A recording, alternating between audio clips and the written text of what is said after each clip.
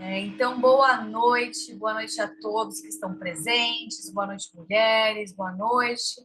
E quem vai assistir depois no gravado, esse mês é especial, né? Especial Setembro Amarelo, um mês que a gente previne, né? Ou chegar ali no final do pulso, que é o suicídio, né? Então, a gente veio trazendo temas que incorporam ali o mundo do empreendedorismo. Porque a gente, todas aqui, eu tenho certeza que amam trabalhar, amam fazer o dia a dia, mas às vezes a gente faz em excesso, a gente faz os finais de semana, os feriados, enfim, pode chegar, né, num burnout que pode levar a causas maiores. Então, a gente vai trazer um tema aqui com a Camila Bezerra, né? A Camila, ela é psicóloga especialista em mulheres exaustas, né? Então, essa é a biografia do Instagram dela. A Camila tem esse posicionamento forte com mulheres também que estão passando por esse caminho, precisam de um apoio, de uma ajuda, tá? O empreendedorismo, infelizmente, às vezes ele é maravilhoso, mas ele pode fazer isso com a gente. Ele pode deixar a gente num nível ali de estresse muito alto, tá? Então, Camila, boa noite. E hoje o tema, só para a gente ressaltar, né? Você é o seu trabalho? Vamos entrar, abordar um pouquinho mais disso, né, Camila? Entendendo como que a gente consegue, né, ter uma vida com propósito, porque eu sei que todas aqui fazem o que amam, né? Mas ao mesmo tempo ter uma vida mais leve.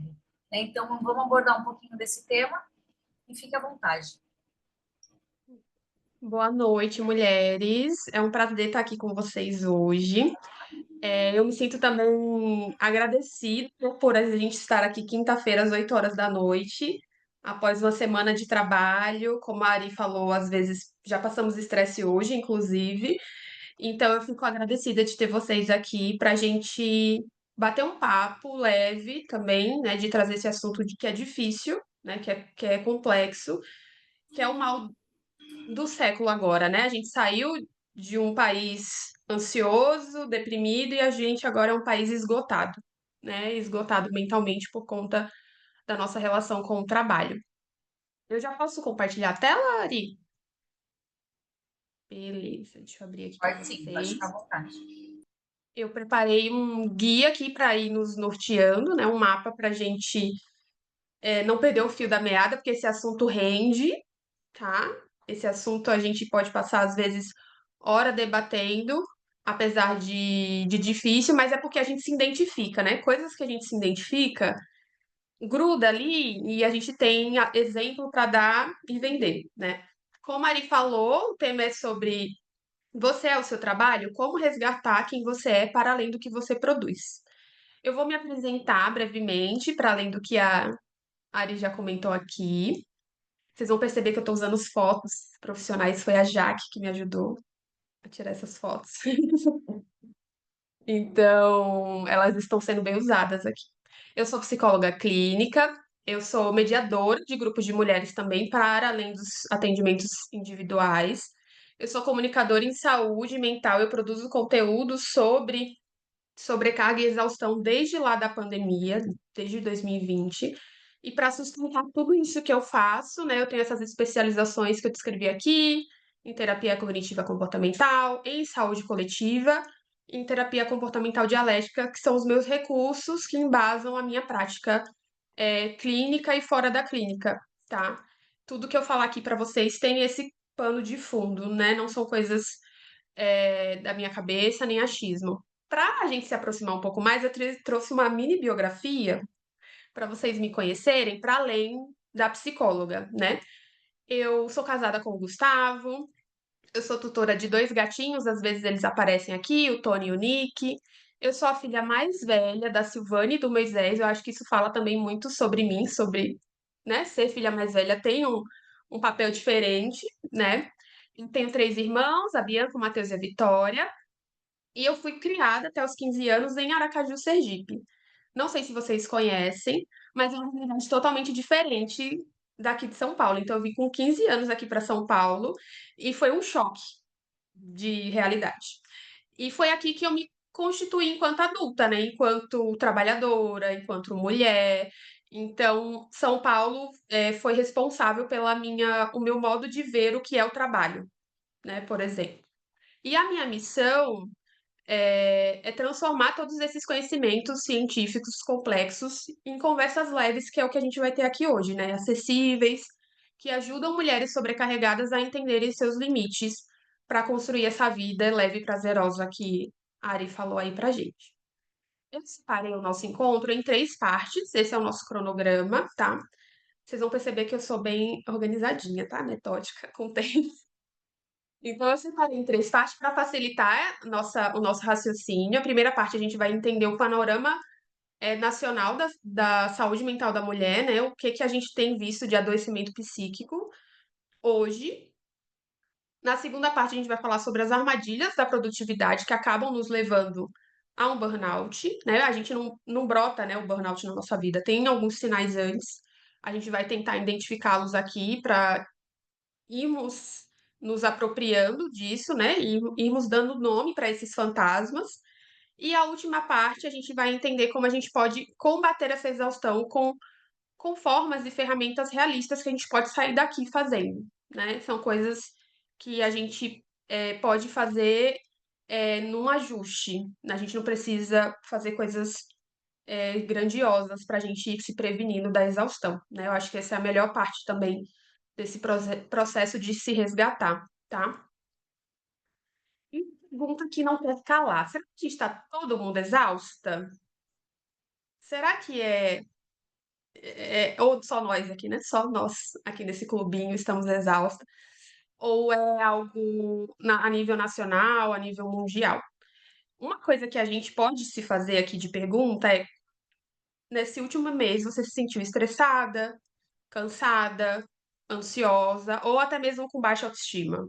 Aquilo de não gostar, né, como a gente tá visualmente, a nossa roupa, o nosso cabelo. Quantas vezes nesse mês vocês experimentaram isso? Vocês podem ir respondendo no chat se vocês se sentirem confortável, que aí a Ari vai me falando aí as respostas. Ah, mas acho que Enquanto todas aqui várias vezes, não. Quem quiser abrir o microfone também e falar, gente, pode ficar à vontade, né? Porque acho que é normal na mulher, né? Esse looping de um dia estressada, um dia ansiosa, um dia cansada, um dia com baixa autoestima, e, gente, acontece, né? É isso porque quando não vem de tudo, né? é porque é aquele famoso dar conta de tudo, né? Então você tem que ser 100% em tudo, assim. Então chega uma hora que, meu Deus, hoje eu tava pensando nisso, meu Deus, quanta coisa que eu fiz. Hoje é o quê? Quinta-feira. Então é exatamente isso, sabe? A gente não para. Pois é, pois é. E às vezes vem como, né? Às vezes não vem só o cansaço, não vem só a baixa autoestima, vem tudo junto, né? Quando a exaustão bate. E quando nesse último mês você precisou desabafar com alguém, né? Com um familiar, com uma amiga, com algum colega ali que tá no mesmo trabalho, sobre situações de ansiedade e tristeza. Eu não sei vocês, mas eu já fiz isso essa semana, por exemplo. Então, Eu também. Eu tenho uma amiga de 20 anos que a gente se liga e fica 1h20 na linha, assim, é absurdo. Eu falo é terapia nas duas, sabe? Ela vai falando os problemas com a outra. Você fala, eu faço terapia também. quem faz terapia fala isso toda semana, desabafa toda semana, por exemplo. Então, são experiências coletivas, né? E que a gente acaba se identificando enquanto mulheres nesse processo, não só de sentir, mas também nesse comportamento de compartilhar, né? Apesar dos pesares, a gente consegue verbalizar muitos desses cansaços, né? Eu acho que isso é um ponto positivo para nós. Ao contrário dos homens que às vezes não têm essa experiência de compartilhar, abrir um WhatsApp, ficar 1h20 falando com, né, com um amigo, é muito mais raro, por exemplo. E pensando, né, para justificar o porquê que a gente está exausto, eu trouxe alguns dados para a gente ter um ponto de partida, né, para a gente entender de qual contexto que a gente está falando. Saiu essa pesquisa que foi divulgada na Forbes Mulher, falando que nós mulheres somos 75%, né? A grande maioria de nós somos responsáveis por 75% do trabalho não remunerado. O que que é esse trabalho não remunerado, para além do trabalho que a gente faz fora, né? O trabalho formal que o dinheiro cai na conta. Esse trabalho é aquele de preparar a refeição, é aquele de levar o filho na escola, de trazer o filho da escola, é de levar o filho no médico, é de cuidar das contas da casa. Tudo isso é trabalho também, que a gente às vezes não contabiliza. É o de escolher qual dia que vai fazer a limpeza ou que vai contratar alguém para fazer essa limpeza. É poder, é isso, né? É organizar, é às vezes lazer, né? Qual dia que a gente vai viajar, qual dia que a gente vai ver a nossa a sogra, a irmã, enfim. Esse trabalho de planejamento, esse trabalho de organização e de cuidado que nós mulheres, em sua grande maioria, fazemos, ele também gera exaustão. Não é porque ele é natural, bem entre aspas, né, que ele não gera cansaço. Então, isso também cai na nossa conta quando a gente chega ou não no burnout, né? Quando essas tarefas estão todas nas nossas costas. E isso às vezes a gente não contabiliza, a gente só fica pensando no trabalho formal, né? O trabalho que remunera. E a gente precisa entender que as mulheres vêm desse lugar, né, das tarefas domésticas e do cuidado, às vezes, até com as pessoas doentes, né, com as pessoas que precisam de auxílio. E qual que é o resultado dessa exaustão hoje? Segundo, a OMS, 7 em cada 10 pessoas com depressão hoje são mulheres, depressão e ansiedade. Então, se a gente tem 10 pessoas com diagnóstico, só 3 dessas são homens, por exemplo.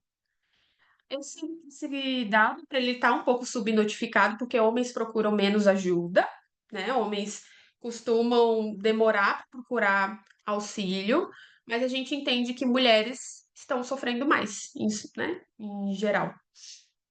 Eu fiquei um pouco alarmada quando eu vi esse dado, quando eu estava produzindo esse conteúdo. Chocante, né? Chocante. 7 em cada 10 é um número bem É alto. muito. Como se aqui, olha, a gente está em 13, é como se 7 de nós, né, já tivesse recebido um diagnóstico ou ainda está tratando, por exemplo. E eu não acho muito difícil, né? Então, de alguma forma, é algo que a gente está se deparando, às vezes, uma amiga nossa, algum familiar, está em depressão ou em ansiedade, né? Então, é um número bem alarmante. E uma coisa que eu gosto de fazer, e aí, se vocês se sentirem confortáveis, podem ir respondendo, é a gente também entrar nesse lugar, sair do macro, né, desses dados gigantescos que a gente está trazendo, e ir para o micro, que é a nossa história. A nossa história com o trabalho. Queria que vocês me contassem aí no chat com quantos anos vocês começaram a trabalhar. Foi antes do 18 ou depois dos 18?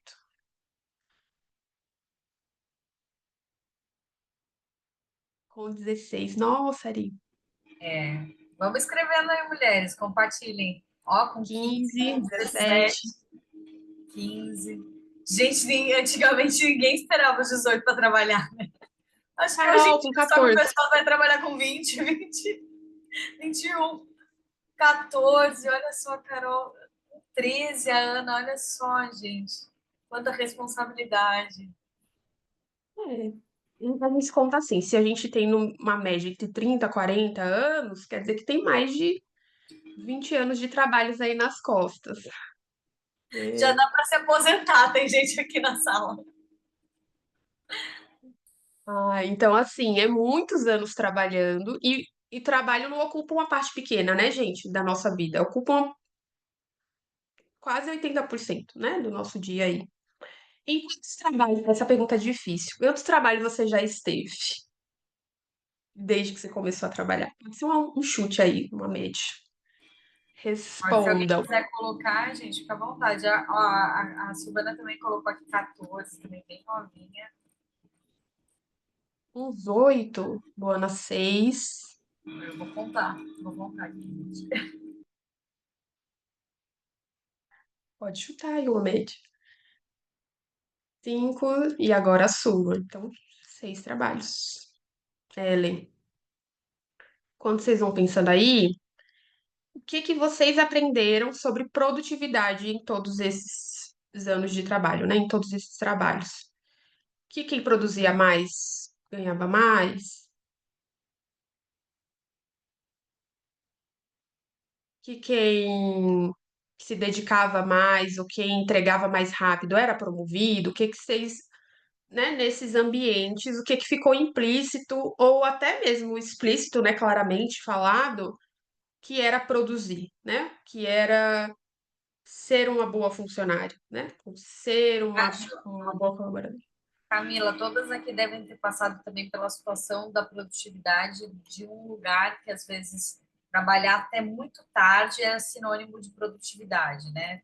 Ou chegar muito Exato. cedo antes de todo mundo, que não na teoria, né, assim, né, eu colocava aquilo ali em prática, não era a realidade, porque às vezes você só estava ali fazendo horas a mais, não sendo realmente produtivo, né? Isso.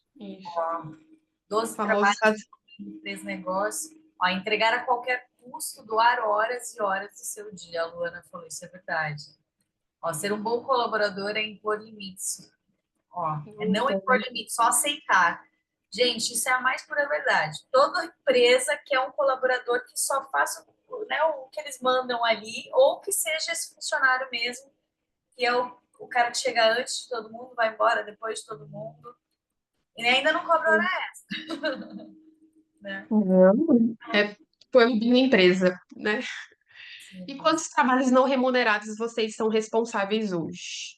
Vocês têm alguém que ajude ou vocês são responsáveis pela alimentação, pelos reparos, pela manutenção dessa casa? É isso, por algum filho ou por algum pai mais velho, né, mãe mais velha que precisa de ajuda para marcar consulta, para levar no médico. Isso também fala muito sobre a nossa história com esse trabalho. Vocês podem ir colocando que eu vou lendo aos poucos. Isso também soma, né? Para a gente não esquecer que tem esse outro trabalho não remunerado na conta. E por que que eu fiz esses exercícios com vocês? Porque eu acredito, né, que conhecer a nossa história pode ser o antídoto para a gente combater essa exaustão, né? A gente saber da onde a gente veio, quais crenças a gente acabou solidificando sobre o trabalho, e isso pode ser a chave para a gente conseguir reverter, né, essa lógica. De alguma forma, a gente conseguir construir uma nova percepção sobre o trabalho. Então, para a gente construir essa nova percepção, a gente precisa entender qual que era a atual, né? Ou qual que era a antiga, para que a gente vá construindo uma relação mais sustentável com esse trabalho e com essa vida fora do trabalho também, tá?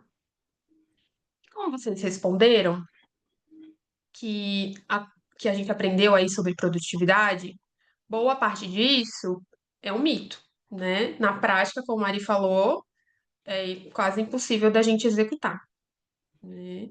Ou se a gente executa, tem um custo altíssimo. Vi aqui que a Beatriz falou que é responsável pelo sogro, demandas com 3 filhos, é, muitos trabalhos não remunerados, né? E a gente sempre nesse papel de cuidadora, né? Vamos para o primeiro mito aqui para ir ajudando a gente a reconstruir essa visão. A primeira coisa, que é quanto mais você produz, mais valor você tem, né? Então, melhor funcionário você é, mais bem visto você fica pelas pessoas, isso tudo entre aspas, né, gente? E esse mito acaba levando a gente a esse lugar do entender que o nosso valor está agregado ao que a gente entrega. Que aí acontece o quê? Quando a gente não está desempenhando muito bem, a gente começa a questionar quem a gente é. Então, eu não sou uma boa, é isso, né? Eu não sou uma, sei lá, uma boa empreendedora, eu não sou digna de sucesso, eu não mereço reconhecimento. A gente vai atrelando isso à nossa identidade. E isso é muito, muito, muito, muito prejudicial, né? Porque é como se a gente não conseguisse se desgrudar do trabalho, né? Isso fica inerente e a gente não consegue separar quem é a Camila psicóloga, quem é a Camila esposa do Gustavo, quem é a Camila, né, tutora dos meus 2 gatos, quem é a Camila, filha da Silvana. Eu não consigo mais.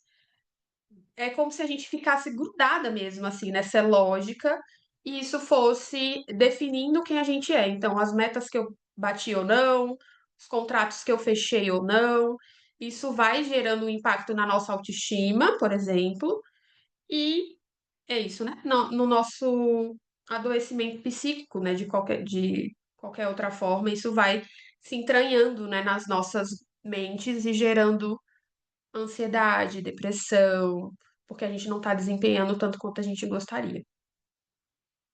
Pode falar, Ana. O perigo também, você falando aí, tô pensando aqui em várias coisas, é da gente realmente não se reconhecer fora desses papéis, entendeu? Eu só me reconheço pelo papel que eu exerço, ou profissionalmente, ou enfim, como mãe. Sim, exato. Que é como se não existisse outra persona, né? Que não seja a pessoa que está produzindo. Eu acho que faz bastante sentido. Vi aqui que você falou que cancelou a agenda para dar suporte à família, né? Então isso também tá lá nos trabalhos Não não cancelou. remunerados. Não cancelou, né, Ana? Isso eu não cancelei, porque é isso, de tô lá, mas também tô aqui, sabe? A gente é muito assim, né, Entendi. mulher? A gente, não, tô Entendi. lá, mas tô dando conta. Não, não precisei. Tem uma questão aqui, mas isso não tá prejudicando o outro lado. A gente tem muito isso, né, também. É, eu vou trazer uma imagem que revela a Ana. Quem sabe a Ana se identifique mais pra frente. Todas O nós, segundo, né? todas nós, todas nós. É que às vezes com quem vai se identificando, eu vou pegando pra Cristo, tá? Eu vou usando de exemplo. Mas é para falar aí sobre vocês de maneira geral. O segundo mito que eu recebo muito na minha clínica, né, das mulheres exaustas que eu atendo, é que se eu não tô fazendo, ou melhor, se o que eu estou fazendo não está dando certo, é porque eu não estou me esforçando o suficiente. A gente acredita, né, fizeram a gente acreditar, na verdade, que nós somos responsáveis 100% pelos resultados que a gente entrega e que não entrega. E a gente esquece que a gente vive dentro de um bairro, e esse bairro está dentro de uma cidade, essa cidade está dentro de um estado, e esse estado está dentro de um país. E nós somos influenciadas por todas essas contingências, né? Nós somos influenciadas por decisões ou não do governo, alterações ou não, é isso, nas leis trabalhistas, nas leis, né, de impostos. A gente é afetada por tudo isso e o nosso resultado, a nossa entrega, vai sofrer influência disso, porque a gente não vive numa redoma de vidro onde a gente não é impactada por questões externas. A Ana falou isso de não ter cancelado a agenda, e eu até estava lembrando, enquanto eu estava fazendo o slide para vocês, de que na semana retrasada eu fiquei sem internet em casa 4 dias. Um trabalho online. Se eu ficasse acreditando que, né, não tá dando certo, acabou a internet, e é porque eu não me esforcei o suficiente, que caótico que seria estar dentro da minha cabeça naquele momento. Eu tive que remarcar meus atendimentos, eu tive que refazer organização de planejamento de reunião. Se eu colocasse esse peso desse imprevisto externo na minha conta, o quão injusto seria, né? O quão, inclusive, é isso, né? Negligente comigo mesma seria fazer isso, né? Me responsabilizar totalmente por questões que não estão ao meu alcance. E muitas das vezes a gente faz isso, né? O faturamento não tá bom, então deve ter sido eu que não me esforcei muito mês passado para, sei lá, assinar mais contratos, chamar mais pessoas para trabalhar comigo. E não é sobre isso, né? Tem muitos outros fatores que acabam influenciando o nosso sucesso ou não. E o mito 3, que é ser produtiva, é ser multitarefa. Quem já acreditou que nós mulheres somos multitarefas, que a gente consegue fazer várias coisas ao mesmo tempo? Ó, a Karine levantou a mão. É bem isso mesmo, né, Karine? Não tô vendo a Karine aqui. Tô Ah, agora eu aqui, tô ó. vendo. Não, mas isso aí com certeza, gente.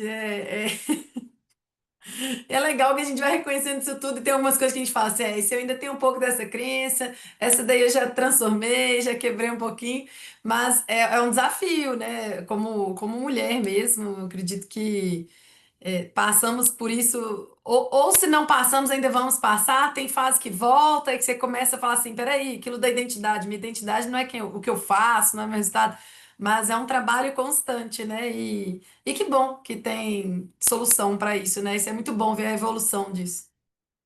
Com certeza. tem uma luz, né, no fim do túnel para nos deixar esperançosos. E aí, a má notícia é que ninguém é multitarefa. Não sei se vocês já descobriram isso, seja pelo bem, né? Tem aquele ditado, ou a gente descobre pela dor ou pelo amor. A maioria de nós descobriram pela dor que nós não somos multitarefas, né? A gente não consegue dar conta de tudo ao mesmo tempo. O que acontece é a gente sobrecarrega o nosso cérebro. Esse cérebro não aguenta dar conta de tantas abas abertas, a gente entra em colapso.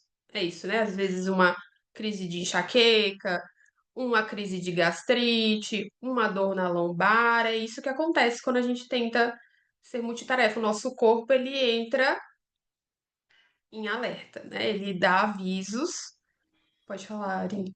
Ô, Camila, e você acha que isso é uma identidade, assim, da mulher? Porque eu vejo que no homem, às vezes o homem tem que terminar uma coisa para começar outra, né? Termina uma coisa e nós mulheres, assim, não sei se, né, até se entendesse a nossa identidade de ser mãe, ser, né, trabalho, ser empresárias, enfim, cuidar de casa, né, se a gente tem isso por natureza, às vezes, essa questão de multitarefa, de querer fazer tudo ao mesmo tempo. E no final, gente, nem tudo fica perfeito, né? Fica todo mundo ali meio. As pecinhas ficam todo mundo tudo bem solto, né?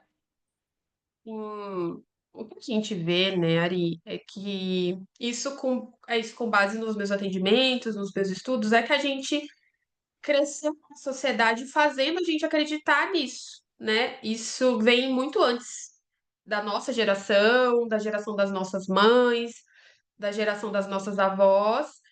Foi a forma que é isso, né? A sociedade foi se organizando e a gente foi colocada nesse lugar, é isso, né? O nosso gênero, né? Ser mulher, foi colocado nesse lugar dessa mulher que dá conta de tudo. Ela é mãe, ela é isso, né? Cuida da casa, ela cuida dos pais idosos, ela, enfim, ela vai acumulando, né?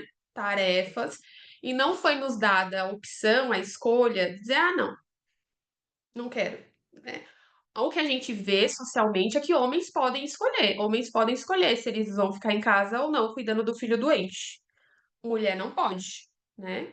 Homem pode escolher, por exemplo, é isso, cuidar ou não dos pais idosos. As mulheres, em sua grande maioria, elas não têm essa escolha. Ou elas cuidam, ou elas cuidam. Então a gente vai vendo essa desigualdade social, e é isso, quanto mais homens conseguem escolher, por isso que eles conseguem começar e terminar, a gente não tem essa opção, porque é isso. O filho vem e atrapalha, né? Tô aqui assistindo a live. O filho vem e fala, quero jantar, É né? Porque você, ainda não não é o pai. É, sai, né? exatamente. A Ana Então, sabe bem disso, né? A Juvenal sabe bem disso. então Exatamente. assim. E a gente não tem escolha, né? Então é como se ser multitarefa tivesse sido uma imposição mesmo que a sociedade colocou, porque a gente não tem ajuda. Se a gente tivesse mais ajuda, né? Assim, né? Se a pessoa do lado fizesse a parte dela, a gente não estaria sobrecarregada, né? Tem até um ditado que é assim, quando existe alguém sobrecarregada, quer dizer que tem alguém fazendo de menos, né? Quando tem alguém fazendo muito, é porque tem alguém se eximindo das suas responsabilidades. Então, nós nos tornamos multitarefas porque teve uma série de pessoas que foram abrindo mão das responsabilidades, né? E a gente vai catando pelo caminho, né?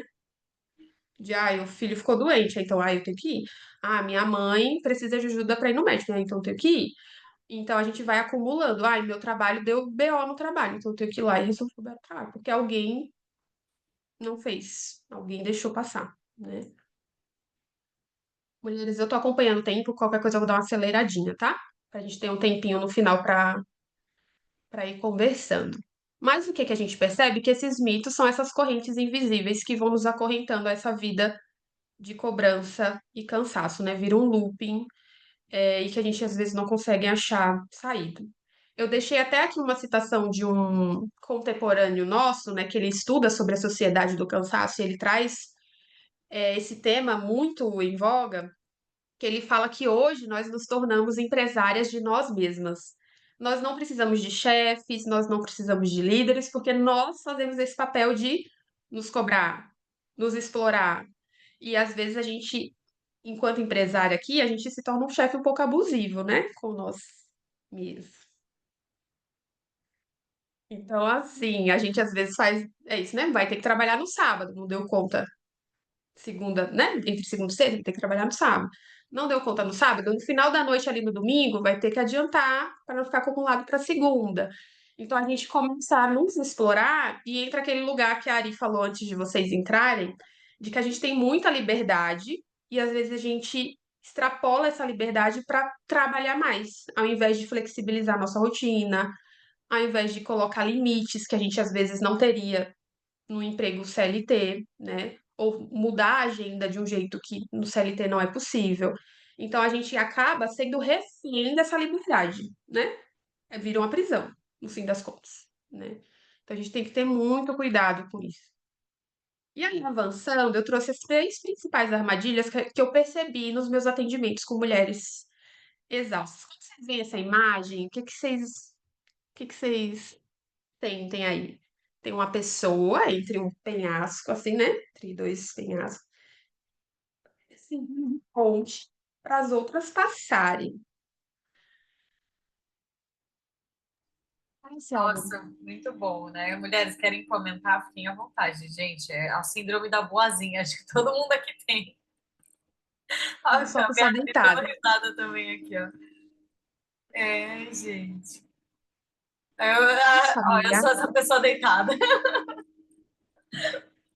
Pois é. Muito estranho pra gente, isso daí. Mas é bem isso, assim, a gente às vezes negligencia, às vezes não, né? Eu tô sendo boazinha. Na maioria das vezes, a gente negligencia as nossas necessidades para poder auxiliar, cuidar do bem-estar do outro. Essa armadilha do autossacrifício é quando a gente acaba usando, né, a nossa energia, as nossas habilidades para facilitar a vida do outro. Então, é isso, eu fico preocupada com o bem-estar do outro, eu fico ansiosa se eu não consigo ajudar o outro. Eu tenho aquele, né, costume, quando eu estou nessa armadilha, na verdade, de querer consertar as coisas para poder torná-las melhor, né? É como se o meu jeitinho fosse fazer a vida da pessoa diferente. Isso é muito comum em mães e aparece, né? Aparece nas nossas mães. Acho não, mas acho que todo mundo se identificou já, viu? Todo mundo aqui se identificou. Complicado, Isso. né, mulheres? E até para quem eu acho que não é mãe ainda também, tem essa questão de querer sempre ajudar, né? A gente tem essa coisa da mulher. Mas, nossa, esse slide está perfeito, está matador. A Beatriz levantou a mão. Fala, Bia. Gente, eu só não vou abrir a câmera, porque eu também tô grávida naquele momento que eu tô de perna pro ar aqui, tá? Mas eu Boa. juro. Mas assim, uma coisa que me pega muito é que a gente quer dizer, no meu caso, tá? A gente acaba se preocupando muito em orientar, em ajudar, em resolver as coisas, e chega um determinado momento que as pessoas, se eu for traduzir nessa imagem, chega um determinado momento que as pessoas esperam do outro lado do penhasco, sabendo que você vai ser a pessoa que vai deitar para elas passarem por cima. Então, assim, muitas vezes, até eu tô no momento de um autoconhecimento da minha vida, e muitas vezes eu me tornei dependente de ser essa pessoa para os outros. Então, a minha imagem para as pessoas que estão próximas a mim é sempre a pessoa que vai resolver os problemas delas. E é difícil você se desvincular disso, de você falar, opa, gente, peraí, a Bia que sempre foi essa pessoa, não vai ser mais, não quer ser mais, né? Então, eu acho que o pior de você se colocar nessa posição de autossacrifício é as pessoas vincularem a sua imagem como a apoiadora e se tornarem dependentes de você. Exatamente, exatamente. E uma coisa que a gente percebe é que até a gente se dá conta que você está em outro nível aí, né, Bia? Você já conseguiu, você fez, né? E você percebeu o movimento da roda e você não está mais entrando nela, você está conseguindo sair, né? Isso é bem bacana, esse processo de autoconhecimento ajuda nisso. Mas enquanto a gente está nessa armadilha, às vezes a gente não percebe, né? E isso é muito bem visto, é isso que a Bia trouxe, né? As pessoas acham isso bonito, Isso é visto como algo, nossa, que legal que você está sempre disponível quando eu preciso, né? Que legal que eu peço para você ficar 2 horas a mais resolvendo um problema e você fica. Isso é visto, isso é recompensado. Não às vezes financeiramente, mas com elogios, com agradecimento. Então é muito difícil, por vezes, a gente sair dessa armadilha, porque parece que tem algo bom. Parece que eu sou isso, né? Parece que é a minha identidade.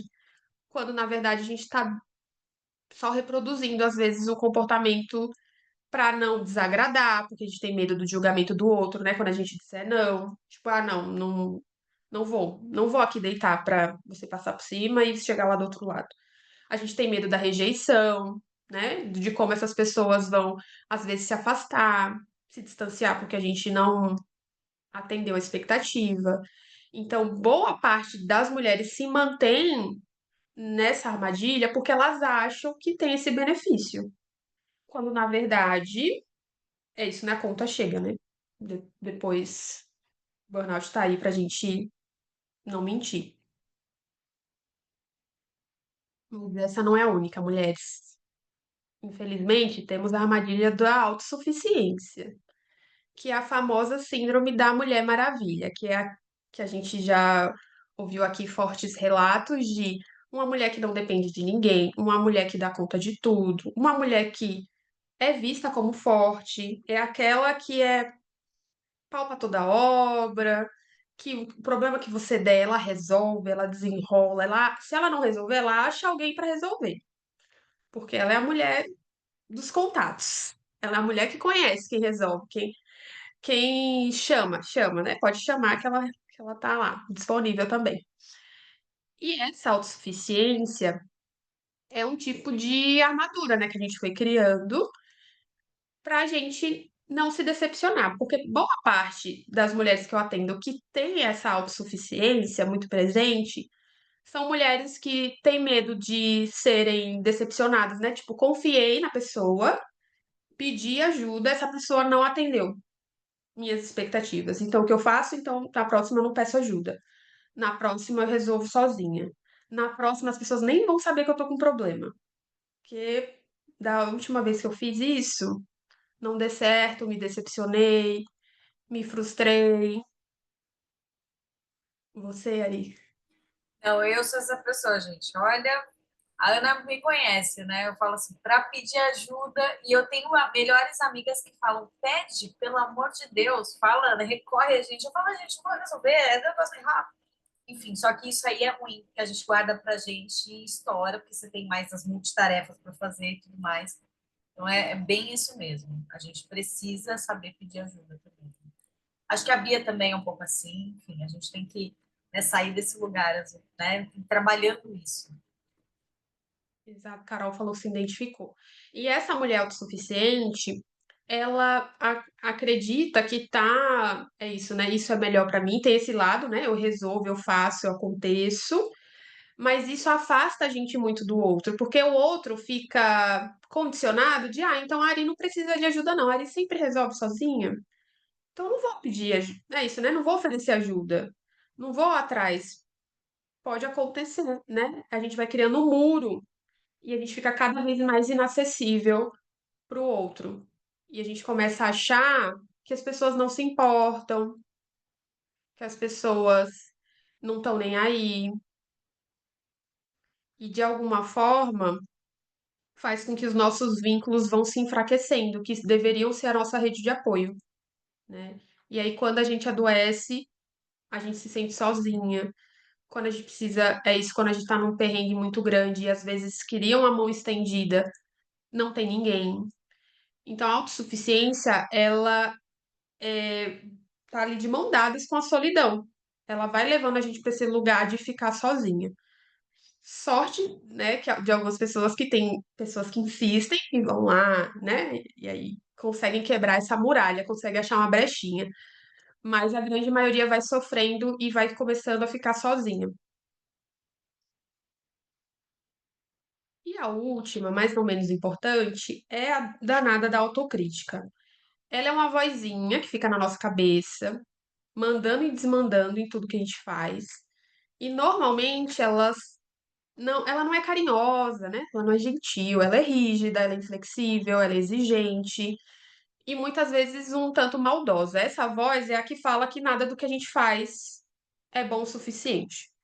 Que a gente popularizou isso daí na internet como a síndrome da impostora, né? É como se a qualquer momento alguém fosse descobrir que, na verdade, eu sou uma farsa, né? Que isso tudo aqui que eu faço, na verdade, é só um personagem, eu não sei nada, né? Todos esses diplomas que eu conquistei, não sei como é que me deram.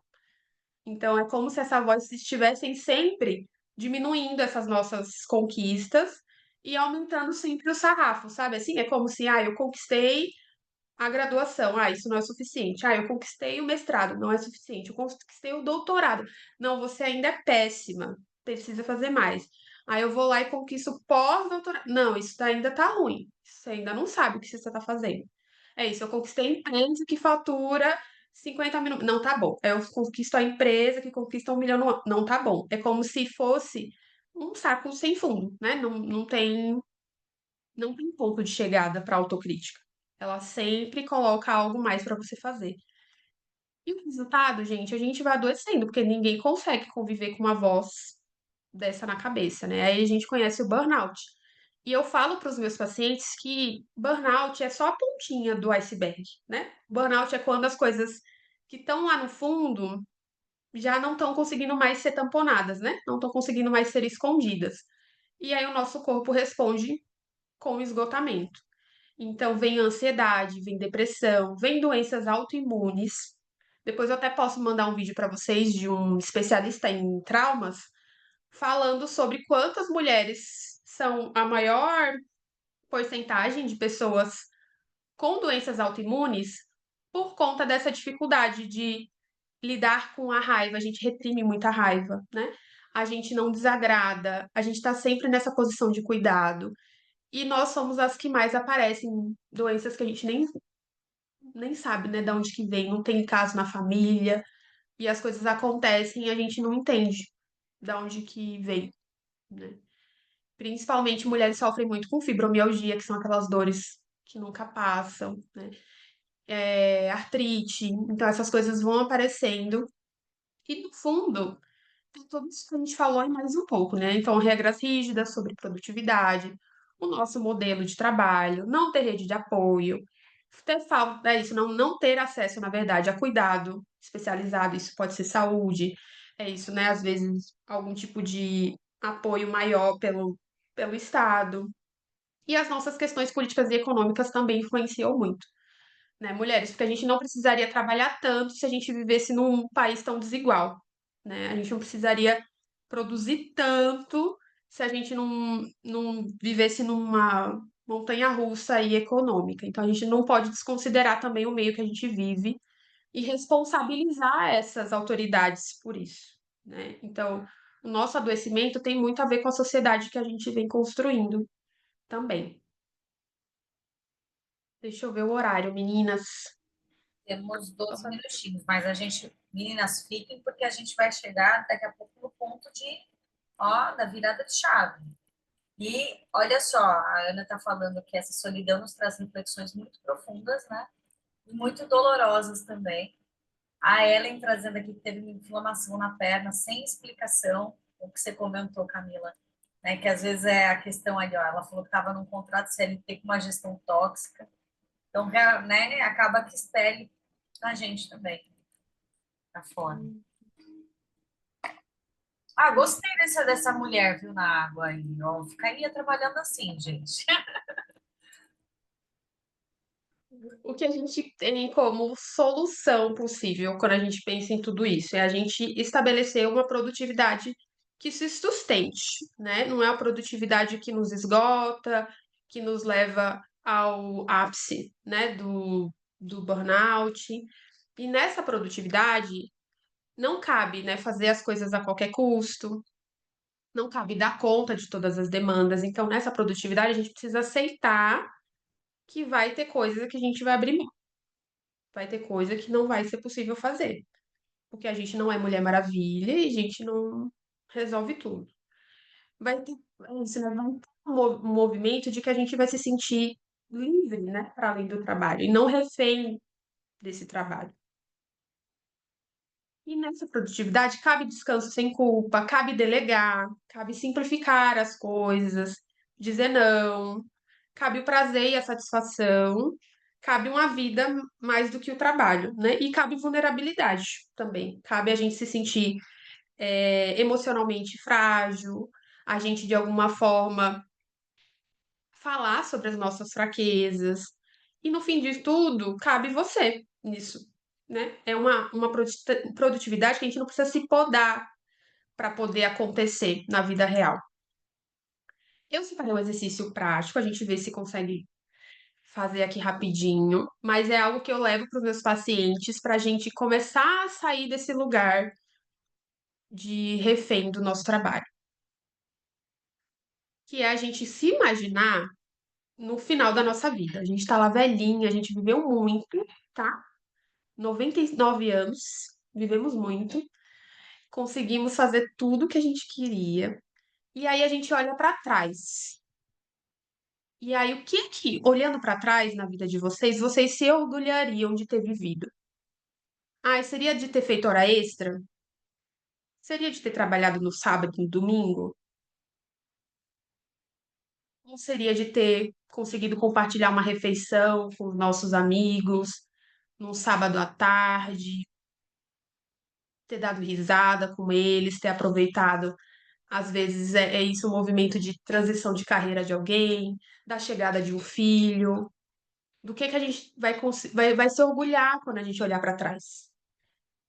Vai ser de ter conseguido compartilhar tempo de qualidade com os nossos parceiros e parceiras, de ter pegado um dia, sexta-feira à tarde, que eu saí mais cedo, ter inventado um happy hour com as minhas amigas, do que vocês vão olhar e falar assim, poxa, que bom que eu fiz isso, o que bom que eu estive lá.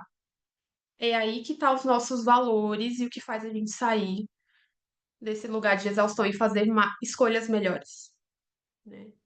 Da gente se conectar e voltar para o nosso corpo, né? Porque o burnout é um descolamento do nosso corpo, né? Ficou insuportável viver dentro desse corpo e eu explodo, né? Eu esgoto. Vocês podem ir respondendo se vocês quiserem, aí eu vou lendo aos pouquinhos. Camila, esse exercício é até emocionante, meninas. Se vocês parem para fazer com calma, com reflexão, porque o que a Camila trouxe é bem legal, bem interessante. A gente olha, até quero compartilhar aqui do chat, a Ellen colocou, ó, com certeza dos momentos em família e amigos. E vou ressaltar que hoje no grupo a Vanessa estava com a Andrea, né? Elas postaram um café falando de negócio, gente. Mas só de você fazer uma dinâmica dessa é tão gostoso, sabe? Sair, porque às vezes a gente quer economizar tempo, às vezes a gente quer, ah, não, vou ficar em casa, no meu cantinho, né? Ou vou ficar no meu escritório, e vai ficando, vai virando aquele ciclo, os anos vão passando, as coisas, né, vão se mantendo da mesma forma, mas vai encontrar, né? Por exemplo, meu irmão, eu encontrei esses dias, meu irmão é de outra cidade, mas assim, 100 quilômetros daqui, eu não via meu irmão há um ano e meio, sabe? Um ano e pouco. Gente, eu até briguei com ele, falei, que absurdo, como que a gente ficou um ano e pouco sem se ver, sabe? Então, são essas coisas, Camila, que é pra gente parar agora, né? Refletir esses momentos mesmo, acho que a questão, né, do trabalho é tão fundamental quanto, mas né, ó, a Carolina falando, ó, quer chegar no final da vida conquistar a casa, né, construindo a família. A Luana, ó, momentos em família, conquistas comemoradas. Todo mundo, gente, acho que né, vai por esse caminho, né, Camila? Só que é curioso, a gente só consegue, às vezes, se conectar com isso num momento como esse. No dia a dia que a gente está correndo, as escolhas que a gente faz não nos aproximam disso. Tudo errado. Então, você eu passei um ano e meio sem ver meu irmão, né? A gente não consegue materializar esses valores na vida real, porque a gente está desconectada deles, né? Porque a gente está totalmente invadida por essas demandas que a gente acha que são urgentes, muitas das vezes não são, e a gente vai se moldando a essas demandas, né? E a gente vai se distanciando cada vez do encontro com a amiga, É isso, né? Fora, às vezes, do online, é isso, às vezes, um almoço com a mãe ou o pai que não vê há muito tempo. É isso de um momento especial entre um casal, que até isso vai se perder. No mesmo só que você mora, que está com você dentro da sua casa, às vezes você não tem momento de qualidade. É um oi, oi, tudo bem? Boa noite. Ai, nosso trabalho foi estressante. Nossa, o meu também. Ai, tá bom, ainda dormiu, acabou o dia, né? Então, a nossa parceria, a gente às vezes não tá fazendo esse movimento de caminhar para os nossos valores. E aí, o passo a passo, né? Para a gente caminhar aí para o final, pensando quais são os primeiros passos para a gente se resgatar dessas armadilhas. A primeira coisa vocês já fizeram, vocês estão aqui, né? Então, acho que isso também já mostra um ponto de mudança de quem reconhece que tá difícil, que tá complicado, que precisa de um outro olhar, de uma outra perspectiva. Tá na mão, Ana. Olha aí, só copiar e copiar. A primeira coisa que a gente fez, né? Identificar os nossos valores, interesses e desejos para além do trabalho. Então, gosto para além do trabalho. É isso. Isso é um problema, porque a gente gosta e quer fazer. Mas o que eu gosto para além? Se não tiver trabalho, é isso. Eu gosto dos meus gatos. Aí eu gosto de cinema. Aí eu gosto de teatro. De ir resgatando isso, fazendo uma listinha para talvez ir colocando. Precisa fazer tudo, né, gente? Mas ir colocando como pequenas metas ou desejos aí para o próximo mês, por exemplo, né? Ah, eu gosto de estar com a minha amiga, mas faz muito tempo que eu não a vejo. Coloca, né, na agenda. E a gente pode fazer isso aos pouquinhos. A gente não precisa também fazer o contrário, né? Superlotar a agenda de lazer e diversão e esquecer outras coisas, né? A gente está indo para o outro extremo. A segunda coisa que eu oriento muito as minhas pacientes a fazerem, que é uma virada de chave, é a gente diferenciar o que é urgente do que é importante. Ana, vamos chegar nessa parte, Ana. Porque um dos grandes males que todas nós carregamos é de que tudo é urgente. Nada pode esperar, né? Ah, e é isso. Me mandaram a mensagem pedindo o documento. A gente não dá um prazo de, olha, em 24 horas eu te mando, em 48 horas eu te mando. Não, eu preciso desenrolar agora. Mandar para essa pessoa. Me pediu, eu mando agora. A gente não consegue diferenciar o que é urgente do que a gente às vezes pode delegar para outra pessoa, né? Ah, chegou a demanda XYZ, encaminho para o meu funcionário, ou eu deixo isso com o meu esposo, né? Não preciso fazer. E a gente não consegue descentralizar, né? Porque aí tudo fica na gente, que foi como a Bia comentou também, e aí ninguém procura outra pessoa, vai procurar sempre você. Quando a gente começa a delegar, a gente começa a ensinar os outros que a gente não dá conta daquilo. Quando a gente delega e fala para outra pessoa fazer, a gente começa a educar as outras pessoas de que não só tem você para fazer aquilo. Às vezes ela pode fazer. Às vezes você demora 1 hora para responder, a pessoa resolveu. Você não precisa chegar lá com a resposta, responder. Às vezes 1 horinha a pessoa fala assim: ah, não, pronto, fiz. Tá resolvido. Outra coisa muito importante é a gente colocar na agenda esses momentos de descanso. Na agenda a gente sempre coloca reunião, 1 hora, palestra, 8 horas. A gente nunca coloca os momentos das pausas. Então, eu também ensino isso para as minhas pacientes de, entre um bloco e outro de trabalho, coloca meia horinha de descanso para você tomar uma água, fazer um alongamento. Pode assistir um episódio rápido, às vezes, de alguma série que você está acompanhando. Às vezes liga para uma amiga, mas use essa agenda para colocar o descanso lá também, porque o descanso fica para quando sobrar tempo. Ou o descanso é só a hora de dormir. Para a grande das maioria, né? A grande maioria das mulheres que eu atendo, o descanso é a hora de dormir. Pronto, né? E a gente precisa dessas pausas. E por último, que deixou a Ana ansiosa, que a gente deixa algum pratinho cair, que é a gente abrir mão mesmo de alguma coisa. Vai ter coisa que a gente vai deixar cair, né? Então, qual pratinho a gente vai deixar cair hoje?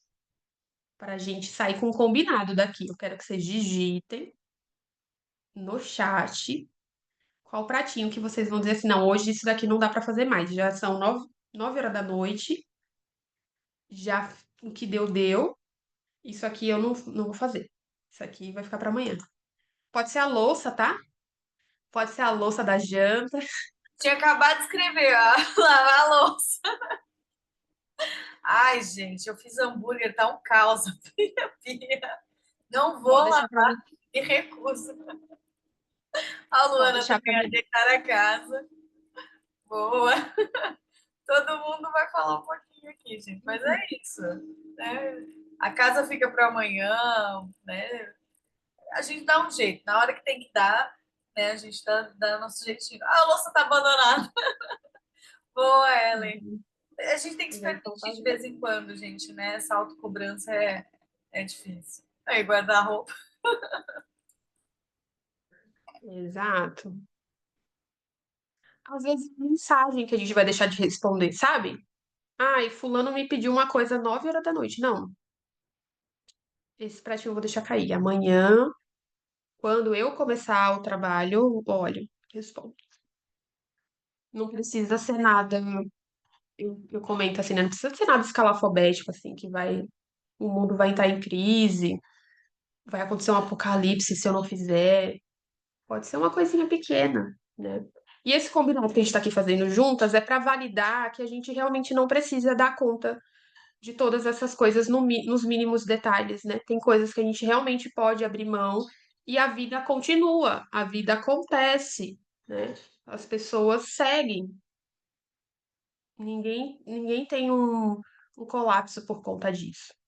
E aí a mensagem que eu quero deixar para vocês, né, é que vocês são inteiras, vocês já se bastam, sem precisar provar nada para ninguém, porque esse movimento de produção vem de um lugar, às vezes, da gente estar tentando provar o nosso valor, da gente provar que a gente merece atenção, que a gente merece reconhecimento, e principalmente nós, mulheres, que a gente vem de um lugar que somos vistas como sexo frágil, né? Somos vistas como isso, ai, é muito frágil, muito sensível. A gente fica toda hora tentando provar que a gente não é, que a gente dá conta.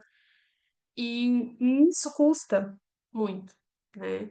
E isso muda, às vezes, a nossa identidade. A gente acaba construindo a armadura para poder vencer, né? E sobreviver nessa sociedade do jeito que ela é. Então entendam, né? Eu espero que vocês consigam internalizar a partir daqui, né? De que vocês não são os relatórios, os contratos ou as entregas, né? O trabalho ele é bom, eu imagino que vocês amem, mas ele é só uma parte disso, né? De quem vocês são, e ele não nunca será o todo, né? Apesar de ser um lugar onde a gente consegue alcançar esses valores, nutrir uma vida próspera, né? O trabalho consegue trazer prosperidade para nossa vida.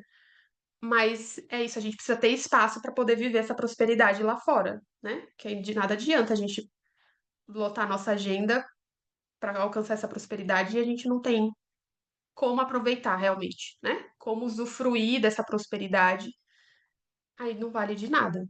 Então, tem rede de apoio, esse é o meu maior desejo para vocês.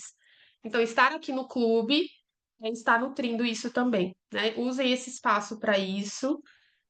Eu vou estar disponível para vocês, se vocês quiserem falar comigo pós-palestra, precisarem de um acolhimento. Mas é isso. Foi ótimo estar com Bom, vocês. muito bom, Camila. Nossa, perfeito. Mulheres, vamos abrir só rapidinho, se alguém quiser fazer alguma pergunta. Só quem puder, quem puder abrir a câmera só para eu tirar. Deixa eu ver se eu vou conseguir tirar uma foto. Uma foto Aqui, de eu fiz todos. vários vídeos. Karine está num espaço lindo ali. Ah, obrigada. Ô, Camila, eu quero elogiar seus slides. Eu estou apaixonada com seus slides. Trouxeram paz. Acho que esse assunto e a forma que você Leve. conduz, assim, que o seu jeito de conduzir já foi maravilhoso. E aí, com os slides, eu falei assim: meu Deus, o tema com isso tudo foi uma coisa assim, uma sintonia muito gostosa. Parabéns pela apresentação. E ficam muitas reflexões mesmo, né? Do quanto que a gente pode melhorar, o quanto que a gente ainda tem, né, de caminhada para poder encontrar esse equilíbrio, né? E essa busca, sabendo que tem pessoas tão competentes assim como você que E olha que eu gosto muito de terapia, faço terapia há mais de 15 anos, não tô nem falando mal da minha, porque eu sou apaixonada por ela, já falei que nós vamos até morrer, que ela é psicanálise, né? Psicóloga, psicanalista. Mas esse tipo de abordagem eu só fui ter na terapia ocupacional. Eu nunca tive isso pela minha psicóloga, né? Pelo estilo não que ela não traga coisas, mas esse estilo assim de visão e tudo mais. E aí eu falo, gente, todo mundo precisa de uma terapeuta ocupacional. E agora eu vendo que tem psicóloga que aplica dessa mesma forma. Foi muito assim coerente com o que eu já passei na TO. Então, assim, gostei muito e gostei do seu trabalho, quero te conhecer mais. Enfim, parabéns pela apresentação, muito bom. Ah, Obrigada. muito bom, mulheres. Eu fiz videozinho aqui, depois eu vou fazer um mix e eu coloco no grupo. Mas obrigada a todas as mulheres que ficaram até agora também. Obrigada, Camila, pelo conteúdo. Quem precisar, mulher, fala com a Camila, né? Querendo ou não, é um assunto que muitas vezes a gente deixa passar. E o não pedir ajuda é onde é o problema. Então, a gente tem que ter essa humildade, muitas vezes, esse senso de responsabilidade com a gente mesmo, né? E aproveitar a vida. Né? Acho que eu saio daqui também com essa nova visão, né? De entender também que o trabalho ele faz parte da nossa vida, mas ele não é a nossa vida, né? Olhando lá na frente, a gente só lembra, né, da família, de coisas boas. Então, muito obrigada, mulheres. Boa noite. Escrevam no grupo. Ó, Camila arrasou, arrasou. Obrigada, viu? Um beijo a Obrigada, gente. todas vocês. Já tirou Beijo, foto, Ari? Bia. Boa noite. Oi? Beijo, beijo. Já tirou foto? Eu fiz vídeos, fiz vários Ah, vídeos tá. aqui. Entendi. Eu liguei a câmera aqui A e tirou gente a nem foto. fez pose, Então, a gente ainda tá assim, ó. Ficaram exatamente. lindas. Ficaram Então lindas. tá. Ô, Não, gente, a gente todo mundo aqui é de acredita. São Paulo? De onde são, assim, as São pessoas? Porque eu Paulo. entrei tem pouco tempo. São Paulo. Aqui tem São Paulo. Eu sou Mas, de BH, Minas Gerais. mas tem mulher que já saiu. Tinha Minas também. A Aham. Chovenato também está em São Paulo, mas está em Boiçucanga. A Ellen, eu sei que é Varginha, Minas Ela em Gerais Varginha. também. Isso. Tem mulher aqui em tudo que é lugar. Ah, Mas legal. Vou, vambora. vou conhecer, vou conhecendo vocês aos poucos. Eu entrei no final de agosto, que o BH está começando, então Boa. quero conhecer as empresárias do grupo, já estou gostando bastante. Seja Bom, bem-vinda, Ellen. Obrigada, mulheres. Boa noite. Beijo, Beijo. beijo. Beijo. obrigada, gente. Tchau, tchau.